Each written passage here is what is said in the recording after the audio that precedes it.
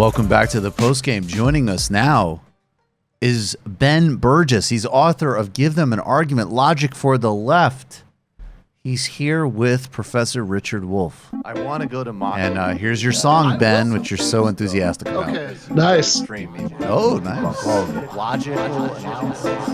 You're going to show us how to argue now. Go. This is based on data from a bunch of different countries. There's abundant evidence that at this point that's bullshit.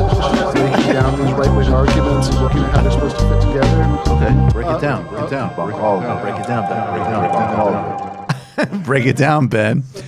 It's so trippy. So, Ben, tonight, along with Professor Richard Wolff, you were going to debunk some arguments against the Green New Deal, and we have two pieces of sound. First, they're both from the Democratic debates. First of Andrew Yang and then of John Hickenlooper. We're going to play them both, and then we will collectively debunk. Right, the important number in Vice President Biden's remarks just now was that the United States is only 15% of global emissions. We like to act as if we're 100%, but the truth is, even if we were to curb our emissions dramatically, the Earth is still going to get warmer. And we can see it around us this summer. The last 4 years have been the 4 warmest years in recorded history. This is going to be a tough truth, but we are too late. We are 10 years too late. We need to do everything we can to start moving the climate in the right direction, but we also need to start moving our people to higher ground. And the best way to do that is to put economic resources into your hands so you can protect yourself and your families. I was challenged by the Vice President. That was a funny. Wait, with $1,000 extra bucks a month, you can move to high altitude? I'm sorry. I was trying to ease up on the Yank people, but this is going to make them freak out all over again. Should we play Hickenlooper first before we tee off on that? But okay, let's do Yang first. I couldn't. Okay, whatever. Doesn't that sound like an Onion headline? Andrew Yang said, "Too late to do anything about climate change. Just move to higher ground." With $1,000. I mean, honestly, like, even if I woke up one day and said, you know what, fuck it, we need to do this show in Canada, it's too dangerous here, I don't think $1,000 a month is going to do that. Yeah, the idea that that's going to be enough for like those unemployed, industrial workers he's always talking about to relocate their families and their lives is interesting. Yeah. Also, if their jobs are where they are, and they move to where the ground is higher, and there are no jobs there, how's this going to work out real well?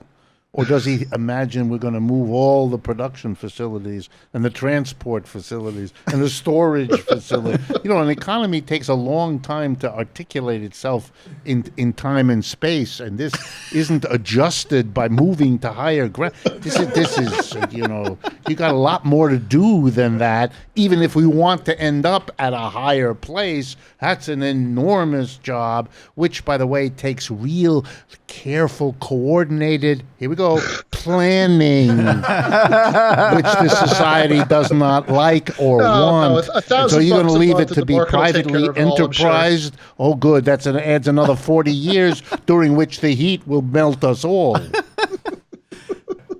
I mean, Ben, do you have anything else to add to that? I mean, that is just. I just remember a few weeks ago we were talking about Yang, and because one of and the reason part of the reason we were talking about him then was because one of his fans got upset at us on Twitter for calling him a defeatist. But I mean, like, this is a parody of defeatism. Like, this is the Yang solution to everything.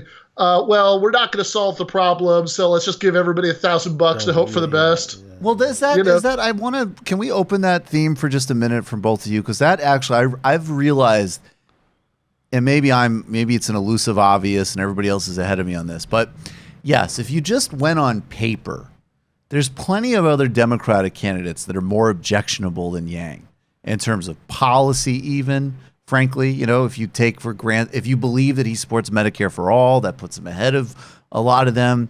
Even the fact that there's problems with his solutions, but he centers, working class issues to some extent. But I realize, and there's plenty of different problems, but the core of it is just the idea that meeting the future with quote unquote, like innovative, practical, human-centered solutions is complete defeat. We can't do anything about the corporations. We can't do anything about climate. I mean, what kind of? Yeah, I mean, sorry guys, just go off on that. I find that so depressing. It's astounding, like that his, again, it's like we were talking about last time, that the correct part of what he says like about unemployment is, education won't solve it, but then his next move seems to be, therefore let's not even worry about trying to solve it and just give everybody $1,000 so they don't get hungry enough to riot. What is it, for me? It panders to the lowest conceivable denominator. It's another candidate saying, here, I'm going to hand you some money. It's buying votes. It's, look, I'm going to give you some money, and now you're going to be able to solve this problem. There are no structural issues. There's no organizational question that has to be resolved. There's nothing about how we work as a society. There's nothing about the division of our country into employers, a small number, and employees, a vast number, one of whom has all the levers of power, the other one of whom lives like a drone. None of those questions are addressed. We're going to solve this by throwing money at individuals who will then hopefully spend it in such a way that magically all of the social problems are overcome, which is something money can do when you don't know or care about the structure of the society in which that money circulates. It is colossally unfair to people to talk like that. It's silly. It's the modern version of saying, look, we have terrible problems, but if you go into the forest and you hug a tree and you're wearing red shirt, it's really going to help. Yeah. Hugging a tree might help more, actually. If you ever watch Jerry Adams talk about hugging trees, it's very compelling. Anyway, fair enough. Yes. Well, it probably is going to make you feel better at least. But just to piggyback on Professor Wolf's point about the division of society into employers and employees, I know I've made this point before, but I really feel like this has to be hammered every time we talk about Andrew Yang, that if you, like, under capitalism, automation has, might result in, structural unemployment. There's some arguments about whether it's going to actually do that or whether new jobs will ultimately be created. But, certainly in the short term, automation responds in unemployment, whereas any kind of system that erased that division between employers and employees, if the workers own the company, they could just vote to give themselves fewer hours for the same pay. Exactly. So briefly, and then we'll get to Hickenlooper, but honestly, in a minute, because I know exactly, I mean, part of the responses to this from these people will be emotional and overwrought and kind of funny and ridiculous. But what about that response that maybe we need to listen to more, not in terms of agreeing with, but dealing with, which is, I don't actually have any faith in any of these macro solutions. I've grown up with nothing but political and economic failure. I live on the margins. I could speak personally that there's plenty of times in my life, both as an adult and growing up, where I certainly wouldn't have objected to anybody putting an extra $1,000 in my pocket. And I probably would have been a little bit pissed off, frankly, at, people saying like, oh, no, wait for the democratized economy. Fuck you. I got to buy groceries or so on. That is the most legitimate answer they have, in my view. I actually, I agree with that sentiment. So how do we answer the strong version of their sentiment? Well, I think one thing that we can say is that it's not that we're even necessarily against, putting $1,000 in everybody's pocket, right? There are socialists, like Dr. King, for example, who have supported some version of a UBI, but they've supported a yes and UBI, right? A UBI that would be on top of other expansions of social programs, which is very different from saying you get $1,000 period, even if you're on disability, you have to choose between that and the $1,000. So that's part of the answer. But another part of the answer, I would think, is that inflation exists. I mean, I'm trying not to be too smarmy about this, but it really is Like, your landlord exists, and if you your don't have landlord rent exists. control, where will your $1,000 Your go? $1,000 will be. That's the problem. In this system, you give everybody $1,000, and that will become the profit of a dozen corporations in 1 or 2 cycles of that money moving around the society. You've done nothing to prevent that $1,000 ending up exactly the way the previous $100,000 went through each family's income, as the members of the family got the money and brought it home, and then they had to pay the rent, and then they had to pay for their car, and then they had to buy their groceries, and then they had to repay the loans that they had taken out, and then they had to try to get their kid to college, and pretty soon the money was gone, and they were pinched and looking for a candidate who would give them $1,000.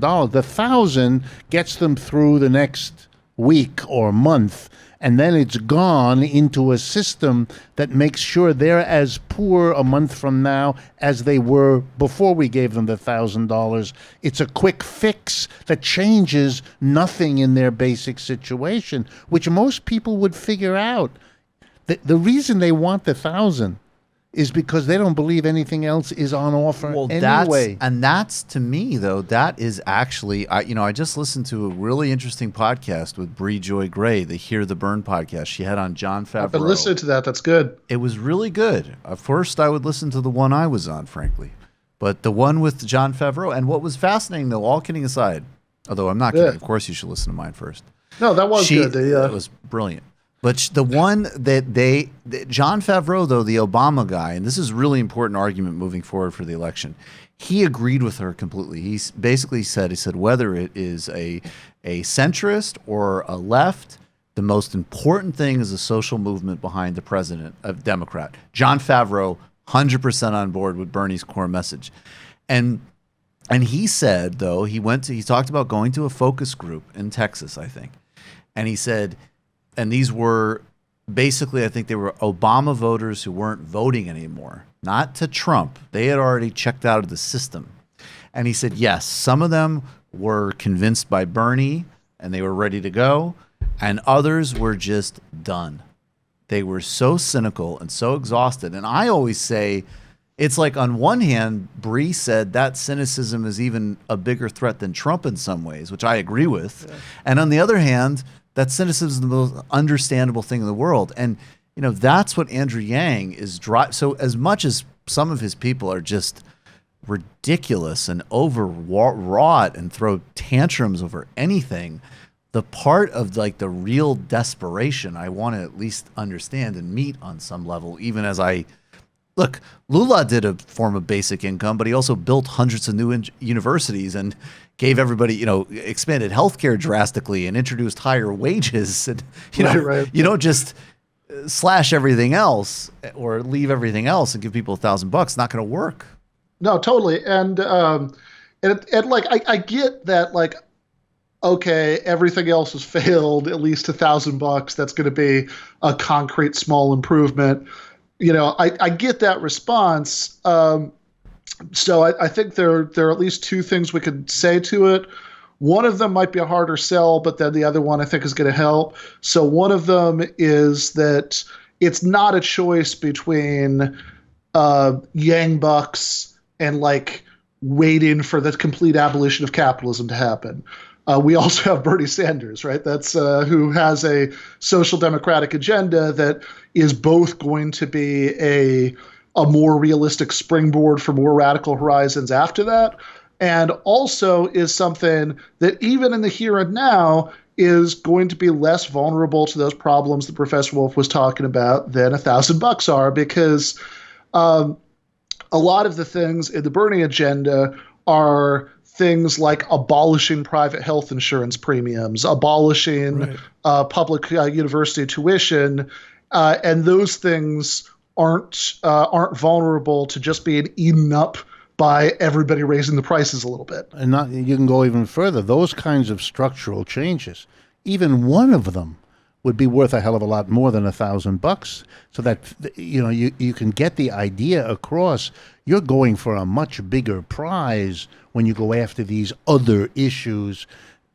It's only the deepest cynicism that all of the other issues are unchangeable, unattackable, untransformable. So you might as well take your $1,000 because it's really 1,000 or nothing, and 1,000's clearly better than nothing. We need to get serious. You should move on top of a hill.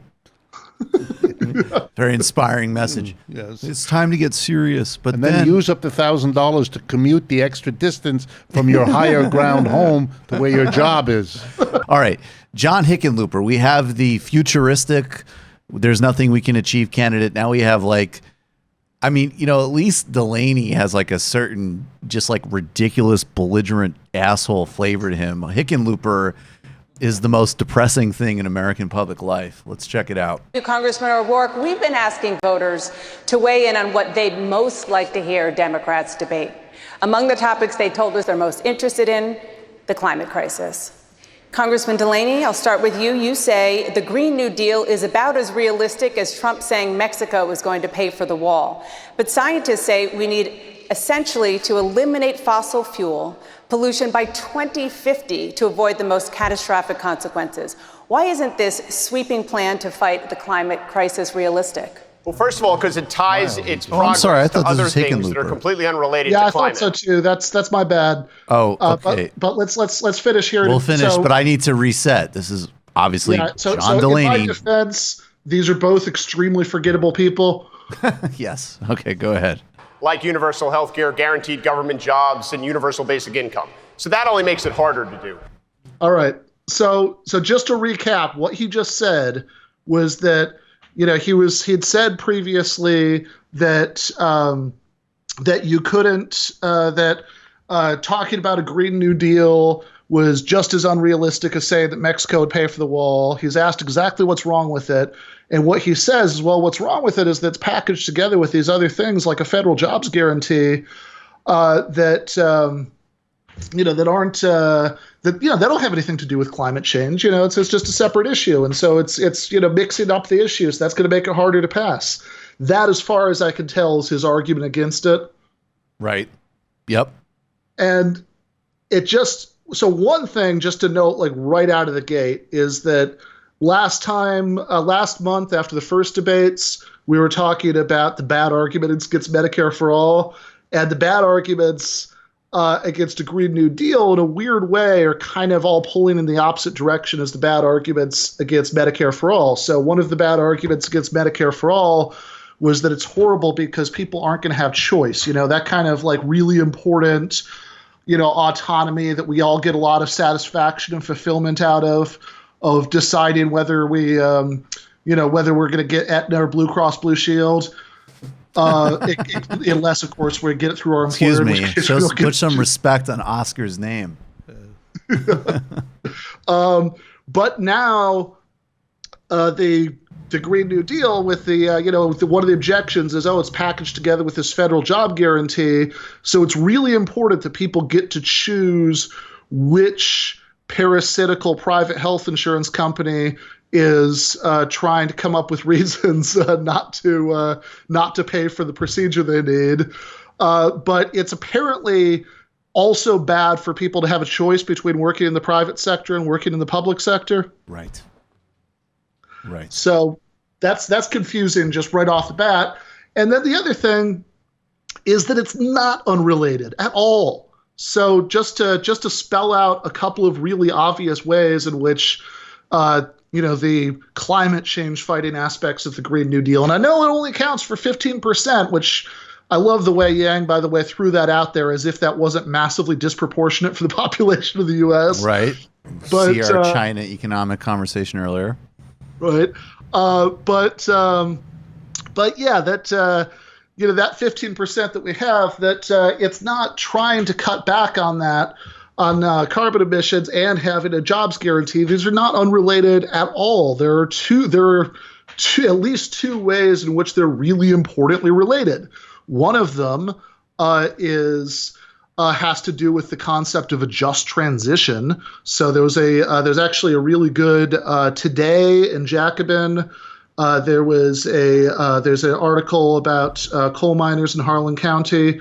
It's called "They're Not Moving Until We Get Paid." That gets into this point that a just transition means that as we shift away from an economy based on these non-renewable energy sources, we have to ensure that the people who are employed by those industries are taken care of. $1,000 a month isn't going to get it done, right? They need new jobs. So that's one obvious relationship, that if we're going to say certain industries have to be phased out because of their economic impact, then it's not at all unrelated to say, well, we need to make sure those people have new jobs. And not only is that not going to make it harder to pass, it makes it much easier to pass, because that means that those workers are a constituency for the Green New Deal, not a constituency against it. And then the other way in which it's related is that if we're going to be making all of these massive infrastructure changes to make everything greener, well, that is going to involve a lot. Like, that is a massive, massive infrastructure program. So it makes perfect sense to have the federal government do a lot of that directly. And I know that there's kind of a galaxy-brained free market response to what I just said, which is, hey, Ben, you just said on the one hand that these jobs for coal miners, other things that are going to be phased out are going to go away because of a green transition. On the other hand, you said that there are new jobs that are created. So great, why do we need a federal jobs guarantee? That the people who lose the old jobs will just get the new jobs. But I think we kind of know at this point that that's not how it works. That there is, in fact, no structural guarantee whatsoever that the middle-aged ex-coal miner is going to be the one getting the new job. And in fact, more often than not, that's not how it works at all. So we can solve both of these problems, though, if we have, like Professor Wolf was talking about earlier, conscious large-scale planning in order to make the transition work. Professor Wolf, anything to add to that? Yeah, I'm always amazed by it. If you want to have the private sector step up, good. Let's invite the private sector to step up. A jobs guarantee simply means that if the private sector steps up and there's still millions of people without a job, then the government hires them. That's what it always meant. So let's see what the private sector can do. But it's going to have to do a pretty damn good job, because it's going to have to provide a lot of jobs, and it's going to have to match the decent income that the public sector will pay people who do that job, which is, by the way, why the private sector hates all of this, because they're going to actually have to face real competition from the public sector. And they only talk about competition on the 4th of July when they give speeches about how good it is. It's the last thing on earth they want to confront from a public sector that was set up to do that. Yeah, but that's not going to happen. So you should move to a higher elevation, take $1,000, and move your family. Yes. All right, Ben Burgis, the debunk. Yeah, so one, can I make just one more point about really this? Tight, really tight. Real quick. So I just finished reading a book called Democracy at Work: Cure for Capitalism. Yes, indeed.